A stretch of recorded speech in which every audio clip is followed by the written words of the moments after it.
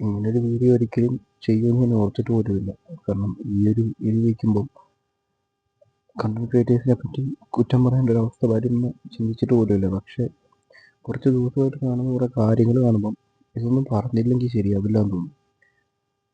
ഒരു YouTube insta ഇൻഫ്ലുവൻസറുടെ wife ഒളിച്ചോടി പോയൊരു സംഭവം എല്ലാവർക്കും അറിയാം. ഞാൻ പേരൊന്നും പറയുന്നില്ല.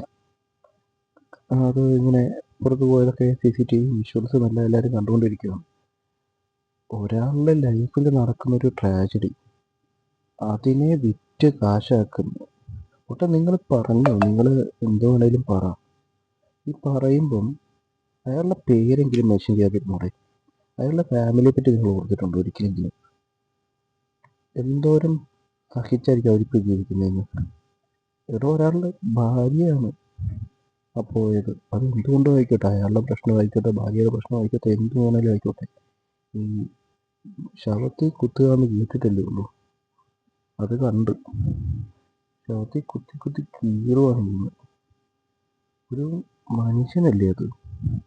ഒരല്പം അതിൽ ഉളുപ്പുണ്ടെങ്കിൽ ഇതിട്ട് കുത്തി കീറി അയാളെ ഇല്ലാണ്ടാക്കുമോ? ഞാൻ കുറച്ച് വീഡിയോസൊക്കെ കണ്ടു അവരോടൊക്കെ. ശരിക്കും ഉള്ള റീസൺ നിങ്ങൾക്കറിയാമോ? നിങ്ങൾക്കറിയാത്തതായി ഒരുപാടുണ്ട്. അദ്ദേഹത്തിൻ്റെ ജീവിതത്തിൽ നടന്നത് എന്ത്? ശരിക്കും വേറെ കാരണമുണ്ടായിരുന്നു. ശരിക്കും അദ്ദേഹത്തിൻ്റെ പ്രശ്നമാണ്. ആ കുട്ടിയുടെ ഭാഗത്താണ് ന്യായം. ഇത് വിറ്റ് വിറ്റ് വിറ്റ് വിറ്റ് ജീവിക്കുന്നു. പിന്നെ വേറെയും കുറേ കണ്ടു. ഇപ്പം ഞാൻ പറയുന്ന പോലെ ഇത് തെറ്റാണെന്ന് പറഞ്ഞ് കുറച്ച് പേര് വീഡിയോ ഇടുന്നത്. അവരും ചെയ്യുന്ന തെറ്റ് തന്നെയാണ്. അവർ ഇട്ടോ, വീഡിയോ ഇട്ടോ, വീഡിയോ ഇടുന്നത് തെറ്റൊന്നുമില്ല. പക്ഷേ അപ്പോഴും അയാളുടെ പേരും ഒക്കെ ഇതിൽ അദ്ദേഹത്തോട് ചെയ്തത് തെറ്റല്ലേ, അദ്ദേഹത്തോട് നിങ്ങൾ കാണിക്കുന്നത് തെറ്റല്ലേ എന്ന് പറഞ്ഞ് അയാളുടെ പേരും ജാതകവും എല്ലാം അങ്ങോട്ട് ഡിസ്കസ് ചെയ്യുക.